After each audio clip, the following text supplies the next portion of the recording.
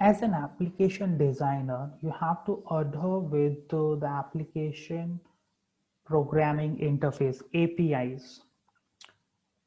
So only through proper APIs, applications at the application layer can instruct the internet infrastructure to provide connectivity services. So as a designer, obviously you will design in any of the language. So any language is possible. So all the languages which you will use, so you have to use proper APIs so as to access the internet through particular application programming interfaces.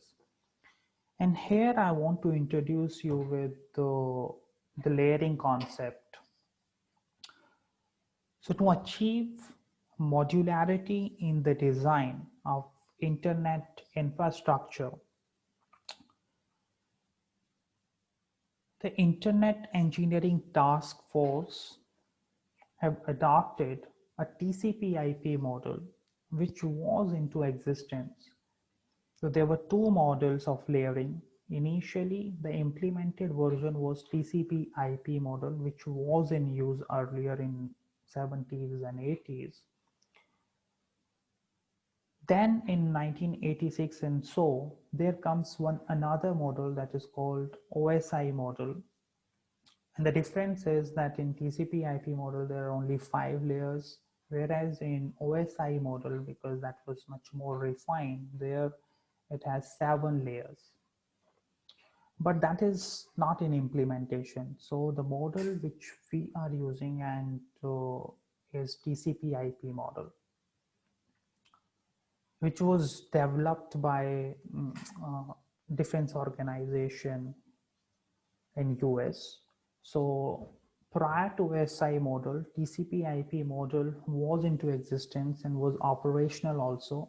So that's why Internet Engineering Task Force also adopted the same model, and they recommended that model, and still in all the operating systems, uh, in any of the operating system, as an operating system designer, you have to include it. You have to provide uh, all that services through your code. So as an application designer, your job is to well adhere with those application programming interfaces, APIs, and to achieve the modularity concept, the layering thing is being introduced in the design of those APIs. And their job is simple. Their job is that as a designer, you are instructing the internet. You are instructing the internet, all those 7 layers, they are properly, even their communication within layering, within layers is only through proper APIs. So it's it's right for me to introduce all the layers in brief for you. There are 7 layers because from understanding point, it would be better if we will engage with all the 7 layers. The first layer is application layer. Already I've given some clue about the application layer. So application layer provides a sort of a service to users so as to access the internet. So through certain applications, you will be able to access the internet. That services may differ. You may access the internet for meeting purpose. You can access the internet for web surfing. You can access the internet for doing some computation over some other nodes. So based on applications, obviously you will choose different applications, and that is one thing about the application layer. The second layer beneath it is called presentation layer. So at the application layer, whatever the data you will generate, so in certain format or in certain order, you have to encode it. You have to present it. That's why the name is presentation layer. So you will make a data packet out of it, or rather to be say a segment complete. So you will take all the data from the application layer, and at the presentation layer you will present it in a defined format. After defining it, after encoding it in a particular format, it may be possible if you are seeking for some security services. In that situation, you will encode it all. You will not encode, you will encrypt it also. So encryption and decryption. So here at one end of the system, whatever you are using, you will do the reverse of it once at the destination, that packet being received by that node. So here, if at the presentation layer we are encoding it, so there at the next end node, the destination node, they will decode it to read it. Here, if we are encrypting it, there at that node, they will decrypt it. Then comes the session layer. There may be a possibility that you are seeking for some sort of a connection establishment before proceeding. So before starting transmission of the data or engaging with in the communication, you want to ensure some sort of a session establishment. So there comes the third layer, session layer. Its sole purpose is to maintain session. So through state, it will maintain the sessions, it will establish the session. Then once everything will be over, then it will break the sessions in between. If anything goes wrong, it will reestablish the session. So that is the job of the session layer. Then the fourth comes transport layer. The job of the transport layer is providing application or the process to process connectivity. So once at your system,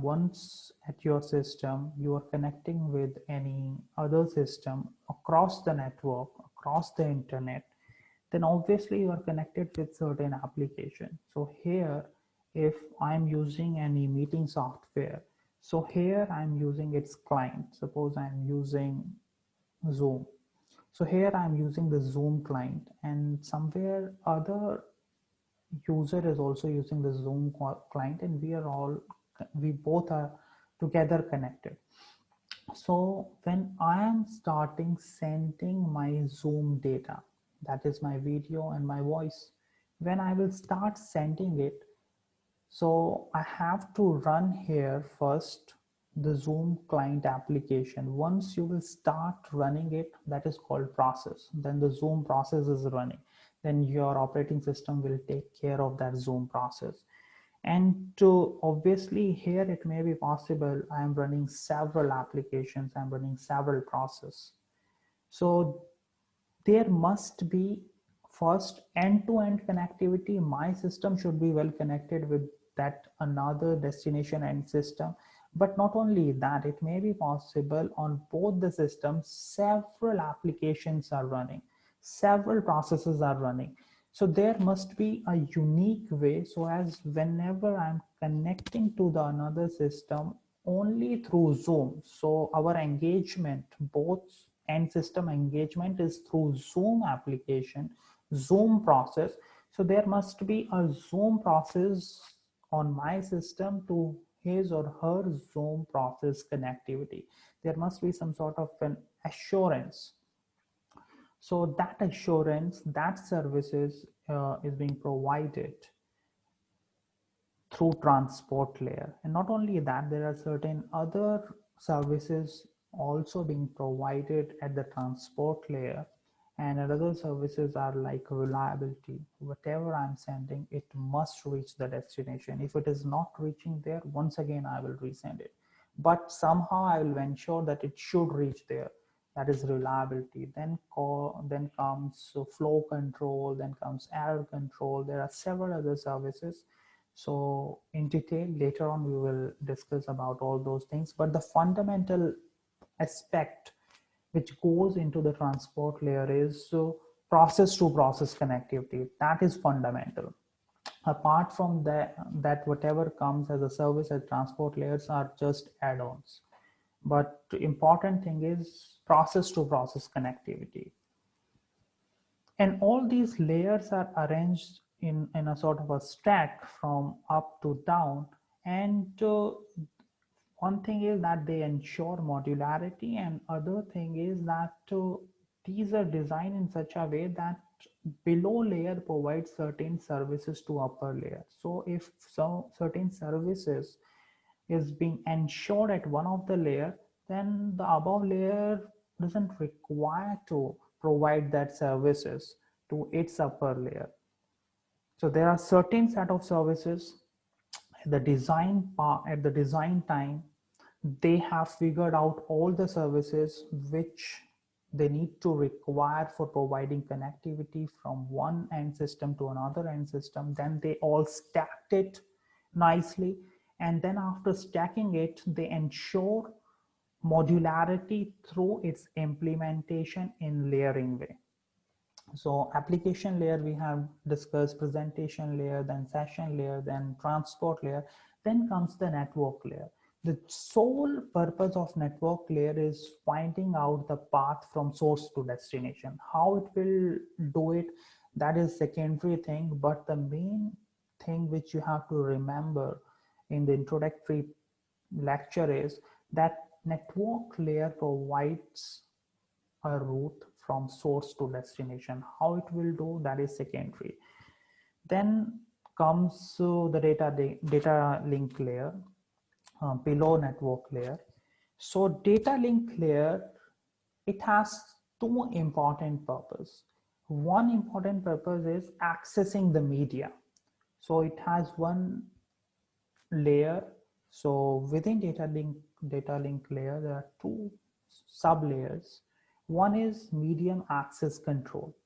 So it may be possible the medium over which you have to start sending the data may be shared by several nodes.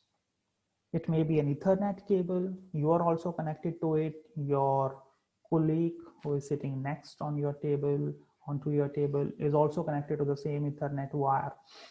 Now both of you are attempting. If both of you will attempt at the same time, so obviously what you both will send is a garbage value. No one will able to understand once that garbage will be received at the destination. First of all, it will never be able to receive at the destination because intermediate nodes also has to process it, and they can't process the garbage value. So whoever wants to access it must have a sole control over the medium. Medium here is either the wire or any channel for that matter. It may be fiber optics, but when you are sending, you must be the sole controller of that channel. How that thing is possible? That thing is possible through medium access control layer. That is secondary how all these things will happen. There comes different protocols. That's why the next thing which we will discuss is protocols. What are all protocol? What does protocol mean? What is the importance of protocol in internet design? This whole computer network, so this whole course is only on understanding the protocols. Then next comes so that is the medium access control layer, and then comes the next one is logical link control. So once you have an access over the network, what will you send over it is the frame, and how will you design the frame, and what will goes into the frame, what will you write, how will you encode it. All those things are the part of logical link control. There also you do error control, sometimes even you do the flow control also on this layer, and it provides not end-to-end connectivity, it provides host-to-host connectivity. So here there's a distinction. I want to mention it and make it very clear and loud. What is host-to-host and what is end-to-end? End-to-end means when you are running an application on your device, then your device is connected to some other end system which is also running the same application. So here, if I'm using the Zoom application and somewhere I'm connected with some destination also, so that person also should run up the Zoom client application. That's then only the communication is possible. So end-to-end connectivity means from my device to his device. That is called end-to-end connectivity. But to ensure the end-to-end connectivity, initially my packet will go from here to the edge router of the institute. From there, it will go to the edge routers of internet service providers. From there, in between the internet service provider, there are n number of routers, so it will pass on from one hop to another hop. So hop here means from one intermediate node to the next intermediate node. So here, through data link layer, hop to hop transfer is possible. So it will ensure, data link layer will ensure hop to hop connectivity, hop to hop transmission, hop to hop transfer of packets. So there you require n numbers of hop-to-hop transmission for one end-to-end connectivity. So data link layer ensures hop-to-hop connectivity. So it is all together. There, here in hop-to-hop connectivity, we use physical addressing. So from hop to hop, because all the devices which are near to one device, and when it has to send from one hop to the next hop, the addresses which it will use for retransmission or transfer or for routing purpose within that local area network where it knows about all the nearby nodes, there it use the physical address, MAC address, medium access control layer address. That's why even the name of that layer is MAC layer, medium access control, and that address is also called the MAC address. That is called the physical hardware address of your NIC card, network interface card. So that is one thing. So to ensure one end-to-end connectivity from one end device to the next end device, which are up running any application through which they both are connected, and for what reason they both want to connect to each other, to ensure that thing, there comes n number of hop-to-hop connectivities. So that is the purpose of data link layer. And then comes the physical layer. When you are with frame and when everything is certain that over which wire, over which channel you have to send, and even you have a sole control over the channel, then you will start sending your bits. How will you send your bits? That depends on the channel over which you are connected. If it is mostly, obviously you have to convert it into electromagnetic signals, but what will be the frequency of those electromagnetic signals, that all depends on the type of link through which you are connected on that hop, on that node. So suppose if you are connected to wirelessly, so the frequency which you will generate for transmission will differ in comparison to when you are connected to your digital subscriber line or the telephonic line, the frequency will differ. So all these things, what sort of wire encoding will you use? Wire encoding means in one signal, how many bits will go, and how will you represent those bits while designing electromagnetic waves?